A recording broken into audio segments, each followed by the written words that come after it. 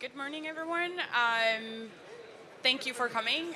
This is going to be a presentation on the Europe 2030. My name is Veronica Cerna. I'm from the project Horizon 2020 Smarter Together and Sparks.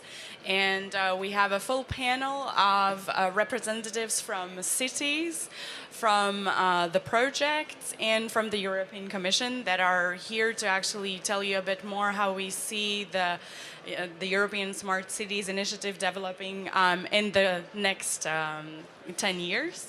And they're also here to answer your questions. So we're going to have a Q&A session at the very end. Please do feel free to ask us everything, and then we will try to explain what it is. First and foremost, I'd like to start with an introduction a bit for those of you who don't know what the smart cities and communities are. There's actually various platforms. There is the Smart Cities and Communities Lighthouse projects, where we have representatives from here. Then there is the European Innovation Partnership for Smart Cities and Communities and the Smart Cities Information System. Two umbrellas that are actually helping all of these projects gather information, create and help with solutions, create business models, and actually then move it towards market creation. And then we have the urban agenda, that is 12 thematic areas on the collaboration on the national level and on the cities level.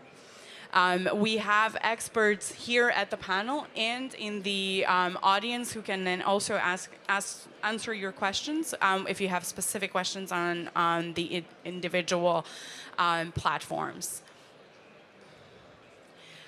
Here today, we have more than 100 lighthouse cities across Europe that are implementing innovative solutions, that are talking about how can we move Europe forward, and that are inspiring examples.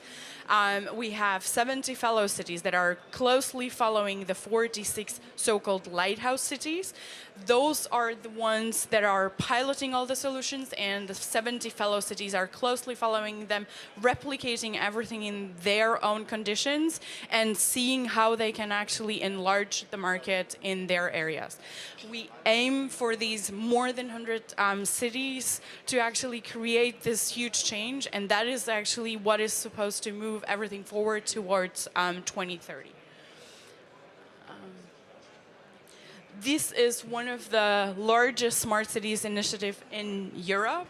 We have currently more than 500 million budget that is actually committed to all of these solutions and to the demonstration of these solutions.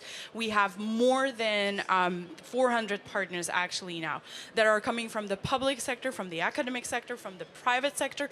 They're all collaborating in various areas, in energy, in mobility, in ICT, housing infrastructure, and they're including all the citizens across all those more than 100 cities to actually co-create together all of these common solutions.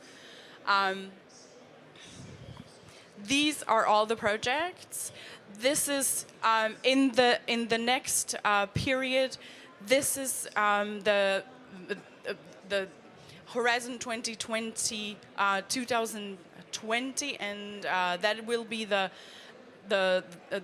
total of all the 17 projects that is creating all of these solutions. Most of these representatives are actually here. They are the ones that are trying to pilot all the solutions in the cities. We have created all of the projects to help the cities in their implementations of the solutions. And this is the community that is looking forward to welcome everybody on board, welcome all the cities on board.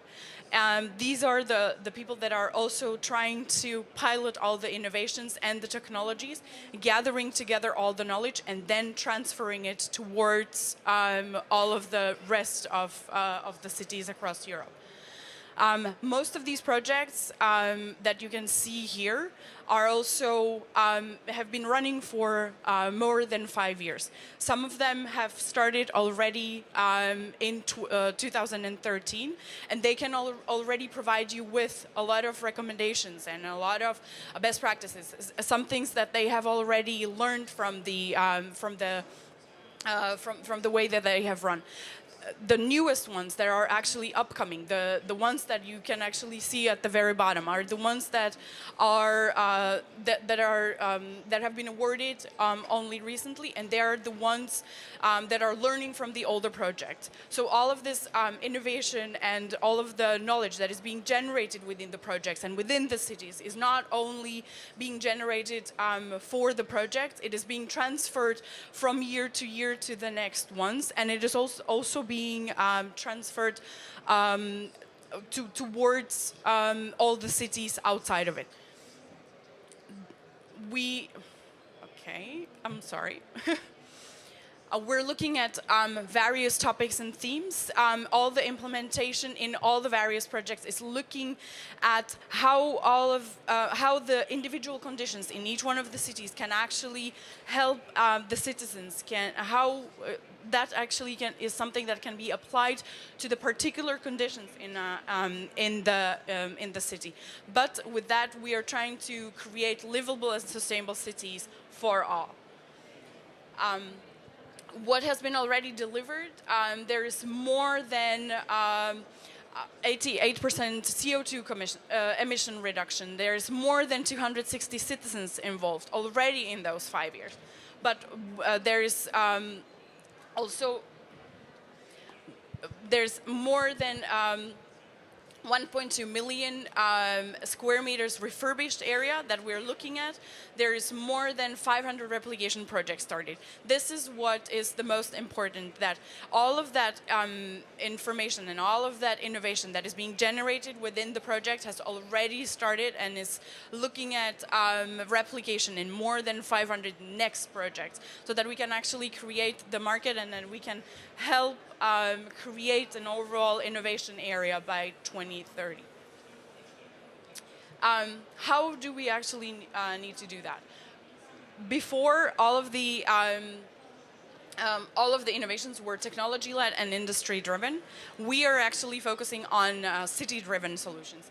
The city needs to focus on showcasing for their citizens what is it that they actually want to do, and then they need to focus on capacity building in their city, where we can actually help with knowledge and with knowledge generating in any of these innovative projects, so that we can actually bring the industry and investors together in an overall platform where they will be collaborating together on creating more and better cities and reaching all the goals that they have set out in the beginning. How is the European Commission actually supporting all of this? We have representatives from the European Commission, and there is a board created on the mission on climate neutral and smart cities. This is something that is a board that is ensuring systemic transformation towards the climate neutrality. And with that, I would like to actually ask our European Commission representative explain a bit more about what it is, what is the role of the mission board, and how can that actually help for all of us to reach all the goals by 2030. Svet. We have the representative from the European Commission, Svetislav Mihaylov, and if you can please tell us what is the role of the mission board and how does it actually aim to shape the goals for Europe 2030 and the way forward from where we stand and where we want to go. Yeah, thank you, Veronica.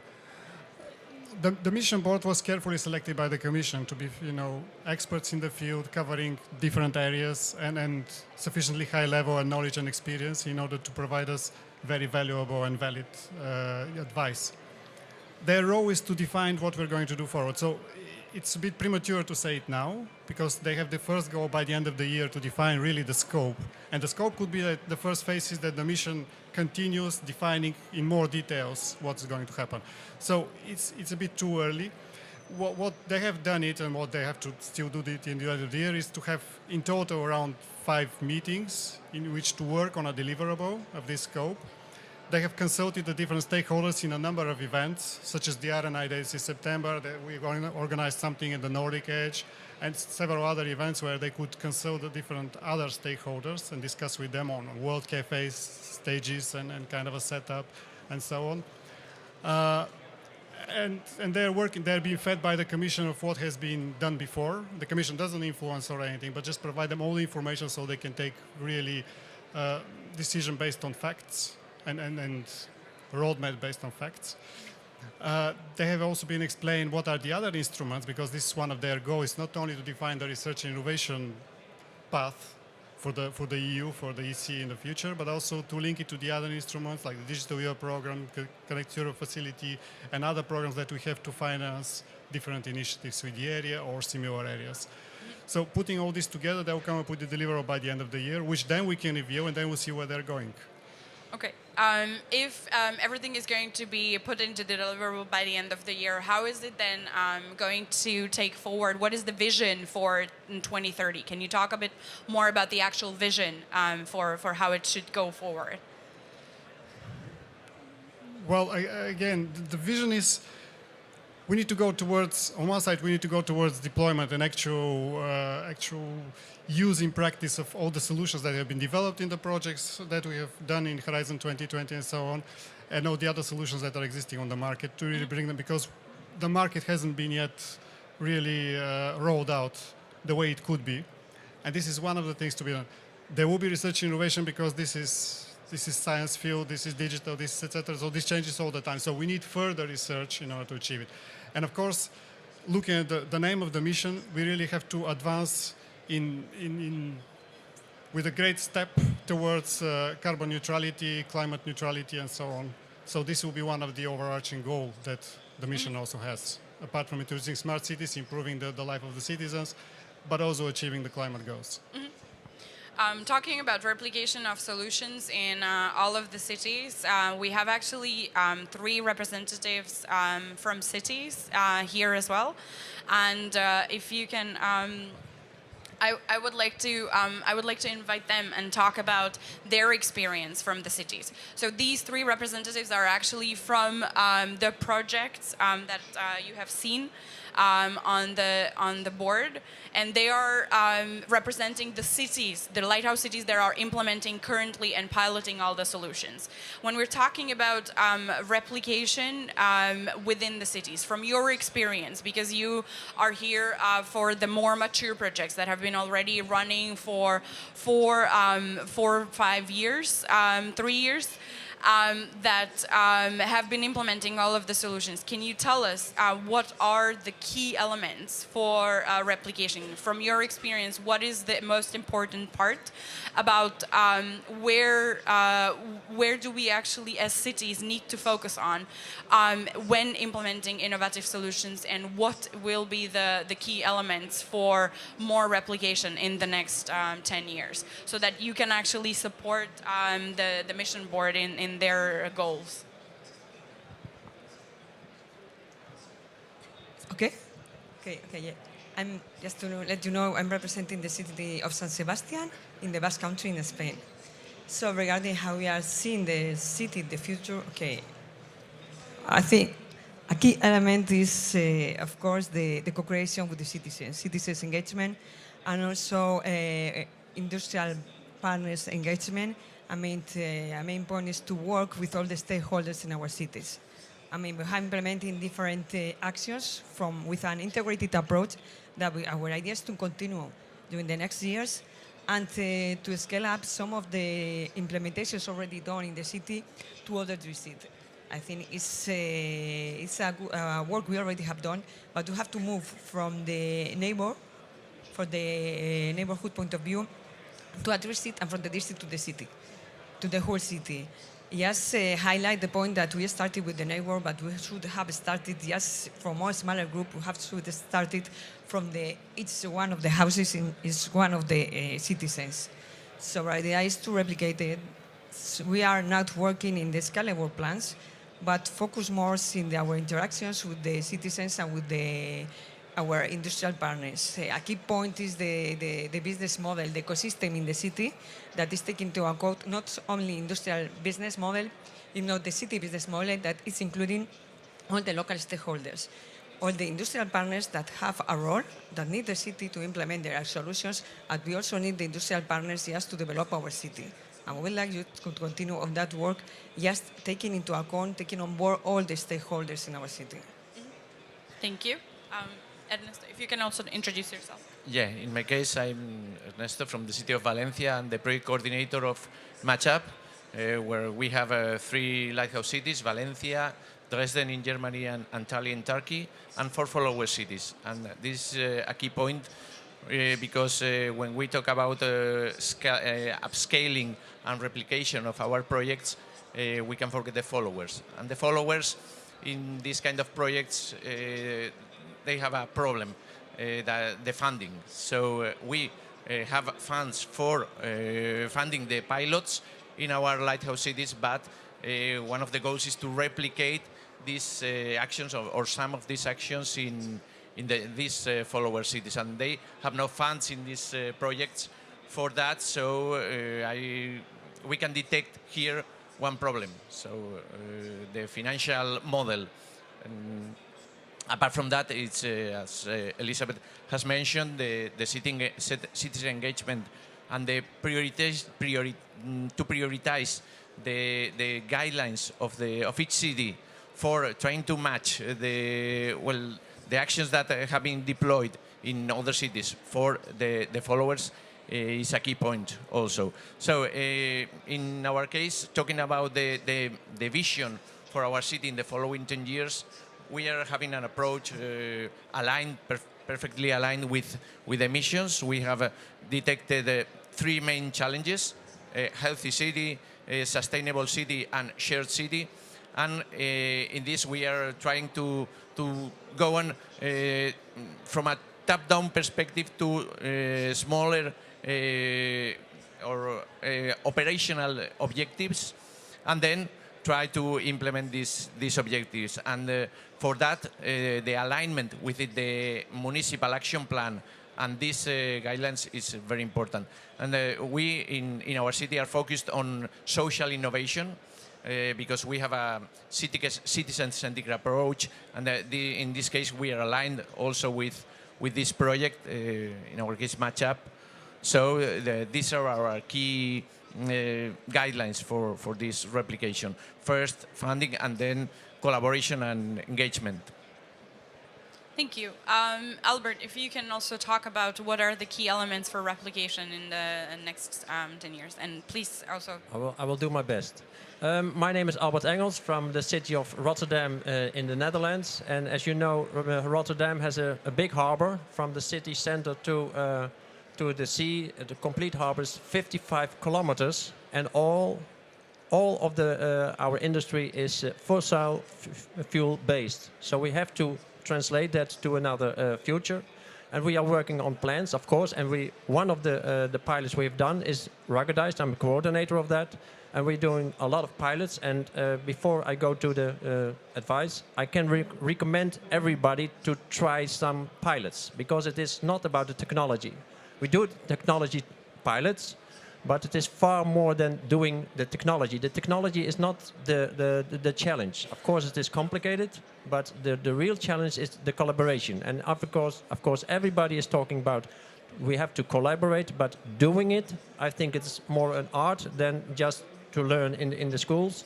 So that is, for me, the most important lesson. Collaboration is key. For me, it is first collaboration and then try to get funded. So that is the opposite. So that is first you have a plan, and then and we have already a plan for 2050, and that is not for climate neutral cities, but climate improving cities. So that is, we are aiming a little bit higher, and that is what I want to give to the public. If you want to join us, we are in B140, because 5 minutes is much too short for us to say what we are doing with 116 cities right now. But again, I can recommend try to seek to go to the European Commission website, and your computer will explode, the possibilities for that. And for the next future, Horizon Europe with more than 100 billion euros, kind of. So that is huge. And for details, please come to me later. But I can tell you a lot of it, because it is more than just a hobby. That's thank you. Thank you, Albert.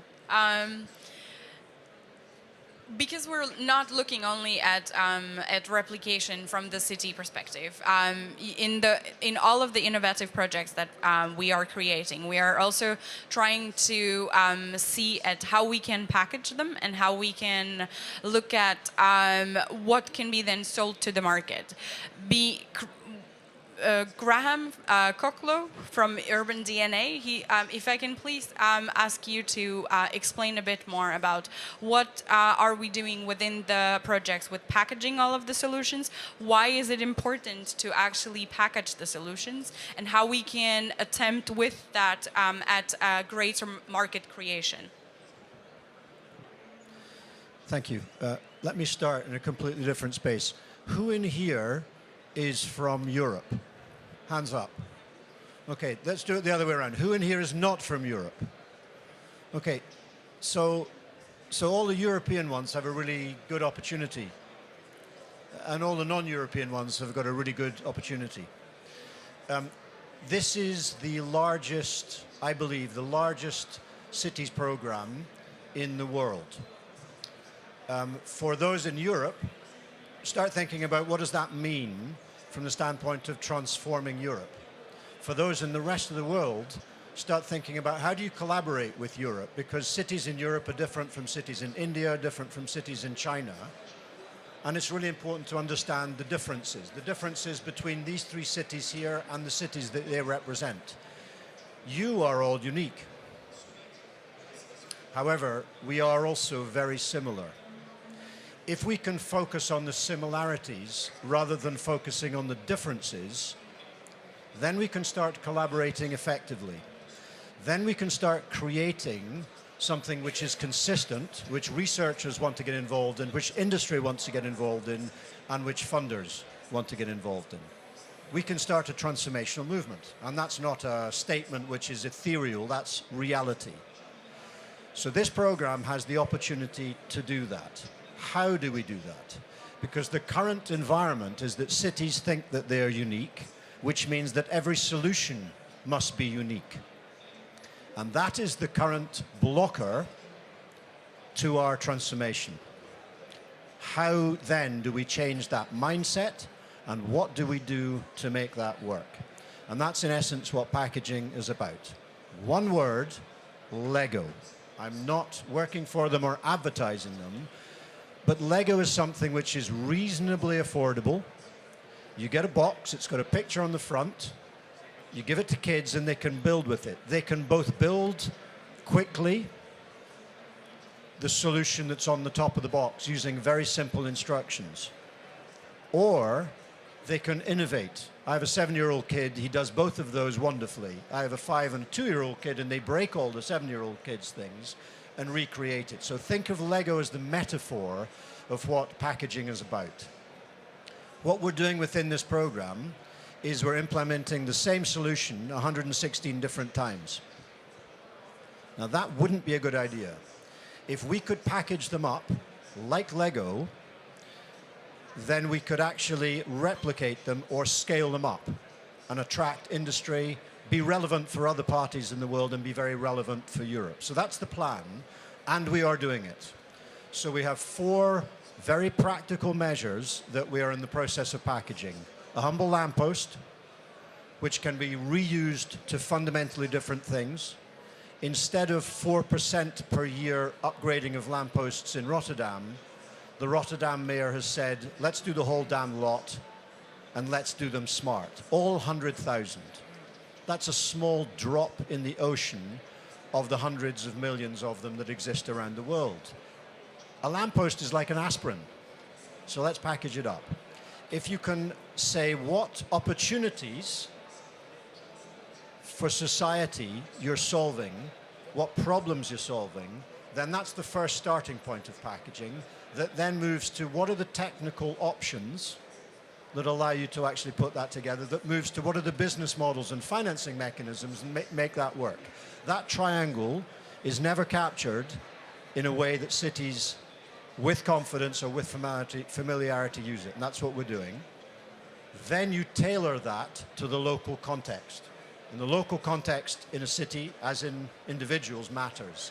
So understanding how you profile that context, how you describe the differences in cities, allows cities to look at a packaged Lego solution that knows what societal improvements will happen, that knows what technical options, what Lego pieces they can use to tailor, and understands how they can attract money from public and private sector to actually make that happen. We've done that, well progressed on the lamppost. We're currently doing it across the programs with urban data platforms. We're looking at how do you transform energy consumption in social housing, for which there are 200 million people in Europe engaged. And finally, a simple and very different one in terms of e-bikes, which actually comes also from the private sector. 4 very different measures, and that's what we're working on, to actually deal with it systemically, deal with it in a way that we can really scale it up across Europe by employing and demonstrating it in the 116 cities and using the mission with the board that puts the head on top of the body to actually provide some real passion and progress to transform and speed up what happens in Europe to become very relevant for European cities and Europeans and also relevant for other geographies in the world. So that's what we're up to. Perfect. Thank you so much. Graham, if we're looking at, you have explained what you're doing already, and you were quite successful with some of the measures that you have mentioned, especially with the handbell lamppost. If we're looking at where do we want to be at 2030, you have mentioned that we have the potential in the cities to implement all of these, and we do need the mission to actually guide some of those measures and to give us some kind of an umbrella. If you're, however, looking at the next 10 years, what are the key elements that would be absolutely necessary for those measures to actually really be implemented, not only in the 100 cities, but let's be optimistic and let's do 500 cities. If by 2030 do we want to have 500 cities, what are the key key items, the key elements that we need for that? Confidence, money, and evidence solutions. Thank you. Can you actually explain a bit more? I think we understand what you mean by confidence. Yeah. I think money is also quite self-explanatory. What, however, would be quite interesting to know, where does need the money to come from? Yep. And then also, if you can a bit more explain about like how do we actually do that? Okay. So you got the short answer, and you asked for the longer one. So evidence solutions, I'm going to start there. Evidence solutions comes from being able to show that packaged solutions have been used not just in one city and replicated, I mean scale, demand aggregation. 500 cities is way too small, way too small.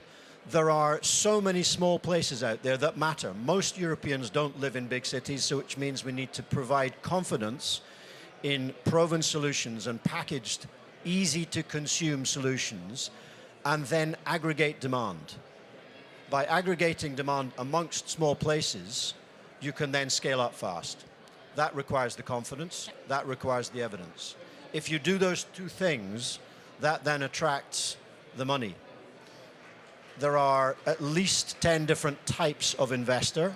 We need to understand those different types of investors, what they want, what they need, how they engage. We're not very good at doing that, and neither are the investors very good at actually engaging with cities. So that last slide showed the four different, we need to live in the middle of that market and pull in the actors into the middle so that they all arrive there with knowledge and confidence and money. So the money side is recognizing that rather than buying a box and building it, and then asking that box to be used and consumed by people over 20, 30, 40 years, that's not smart. We need to figure out how we can blend funds and how we connect funds from the capital side into the operating side, so we stimulate, we motivate a change in terms of what's happening. Energy consumption in buildings, the use of resources, circularity, recycling. These are all of the sorts of things that we need to do, which means we need the investment community collectively, with all the various different types of investment community, to be more interested in cities and see a market there. And at the moment, they don't really see sufficient market in cities. Thank you. That was the longer answer. That's absolutely perfect, and you actually gave me a really nice lean to Angelo, because for you to understand within the cities what we're or within the projects, what we're also doing is that we're not only piloting the technologies and not piloting only the innovations, but also looking at business models, so that actually, as Graham has already rightly pointed out, and our city representatives had also pointed out, so that these solutions can actually be then scaled up and replicated in other cities. And I will ask Angela to talk a bit more about what are the new business models that we are trying to construct for these solutions to be financed, for them to be profitable, for them to be interesting to investors, as Graham said. Thanks, Veronica. As already pointed out, I will underline a keyword. This is attitude. In our project, we are focused rather than business model, before concentrating us in business model and also blending financing solution for the deployment. We concentrate ourselves on the political attitude and the new governance model. Because if we stimulate this attitude in becoming not neutral but positive city, we could enable new economic paradigm. If we in this new attitude we could deploy new economic paradigm, or of course de-risking the technology upfront cost, the environmental risk, the social risk, and also the governance risk, we could enable several business models that are not possibly to achieve at the moment, but they are natural coming. So I think that some business model around the energy utilities, or some business model around the data management, despite of the GDPR, that is also an attitude, no? If we starting to commodify our data, we have to protect ourselves, because and I think also, as Graham suggests, a business model that come from that move from the capital expenditure point of view to the operational expenditure point of view. And another thing is the blending of the financing. If we could blend blend a program, we could also deploy certain business model. Mobility, of course, is one of the most achieving in a short term.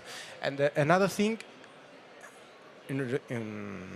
despite of the value proposition, is to underline how city is entrusting the cash flow at a city level. So that means that in our business model proposition, in our project, we could enable the local value chain. It's very profitable. Thank you. Before we Sorry, go Veronica, into... maybe... Yes. Because the Commission also has apart from the programs that we have, Horizon Europe, Horizon 2020, Research and Innovation, is some other programs like the one that I mentioned before, the Digital Europe program, which is about deployment. We will be putting money into deployment, not only about research and innovation. And the mission will say their word on this, but this is a separate program and it's foreseen. The project is in there. So there is a project specifically on smart cities, which will be deploying urban platform. There are a couple of parallel projects that will be deploying services, such as mobility as a service, some energy solutions that will be deployed. And if you look at the rest of the digital program, which is a total of 9.2 billion, it's also linked one way or another with smart cities or digital that can be used in smart cities, such as artificial intelligence, services in the cities, HPC, which is providing infrastructure. There is the common data spaces, which is, we want on a European level to provide infrastructure and open the access to the data sets, useful data sets in the area of energy, transport, again, smart cities, and so on. So we will be putting our money there. And yesterday we had a panel on financing. Angelo was there, some other people. And I was told by the other finance people, they said, if you put this money, which is part of the investment, we can put the rest. You're removing big part of the risk that we have, so we are ready to put the rest. So that's one thing. And we are also engaging with the cities. There is a declaration prepared with many stakeholders, such as Eurocities, Open Agile Smart Cities, European Network of Living Labs, and all this. The Commission is involved, and so on, preparing a declaration to be signed by hundreds of mayors that they commit to support this program, these efforts of the Commission to deploy solutions in the cities in the next 7 to 10 years. Yeah, thanks. That's great. Thank you so much. Before we go into our final remarks from the panel, I would like to ask you, do you have any questions for them? Is there something that you would like to know right at this moment? Do you have any questions about any of the projects, any of the innovations, any of the technologies?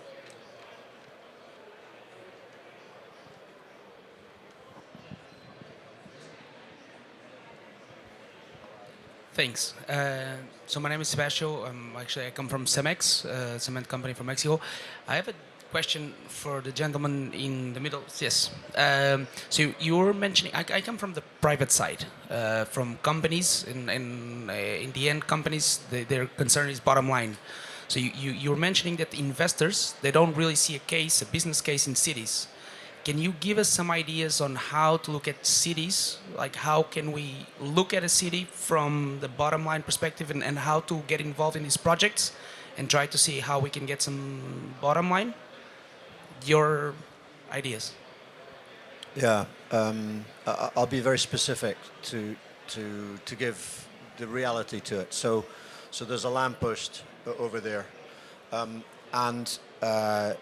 and if you look at a lamppost in terms of what you can do to upgrade it to save energy, 50%, that's a pretty good business case. So investors go, I like that. Now, I'm going to touch on also some other aspects of the data side. You can use a lamppost for light. You can use a lamppost for a whole bunch of other things. If you can figure out what those other use cases are, air quality monitoring, electric vehicle charging, public security and such like, you can start to understand the value, and I don't mean the money only, the value from doing those different things with a lamppost. If you can then figure out of that value which is money related, then that's useful. Now, the value of services in relation to the energy, a group of experts got together and said, if energy is 1, additional services is 5. And that's been proven by a utility company in America. In fact, he said it was 8. So what I'm saying here is that we are multi-purposing the asset to liberate enormous forms of additional money and value. And then I posed the question of what's the value of the data? And the expert that delivered the 5 said, I'm not going to go there because it's dangerous. And I said, yeah, but there's value in that data too. Now here's where industry and investors and various others get it wrong. Because they come in and they say, I'll take your assets, because they can see the numbers. They're commercial. I'll take your assets and I'll give back light and I'll make money. That's not a bad thing, but it's a bad thing if you do it in a bad way. So cities are going to have to figure out the intelligence of the 1, the 5, and the 10, and they're going to, and this is the smart bit. They're going to have to figure out what's the value of data and which bits of that should I monetize and who should monetize that. It's a personal choice for the cities, for the industry ecosystems they work with, and that goes back to one word which Albert used, which is collaboration. There needs to be real collaboration around common goals and common needs. That means the industry, that means the cities, and that means the investors need to think in a different way and approach a common problem to then figure out what the value looks like, because it will change. It would change every 6 months, which means you need agility and flexibility, which is one of the key words in the new mission, to actually understand how you're working. So it's a completely different way of working to the way that we've looking backwards. Totally different, which is a personal choice that you individually have got to figure out whether you want to do it in Europe or in the rest of the world. And if we're going to transform, we need to take that personal choice. So there's a mindset change, there's a process change, and there's some very specific and clear examples of how that can be done. We just need to do it with more measures faster, which means that your help in that is good. Any other questions? Okay, I guess. Oh.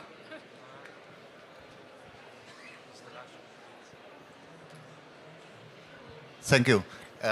Say we have two types of cities. These dynamically growing cities on the one side and then shrinking cities, old industrial cities. How would the approaches towards smart cities be different? What is your opinion? Two types, totally different types of cities.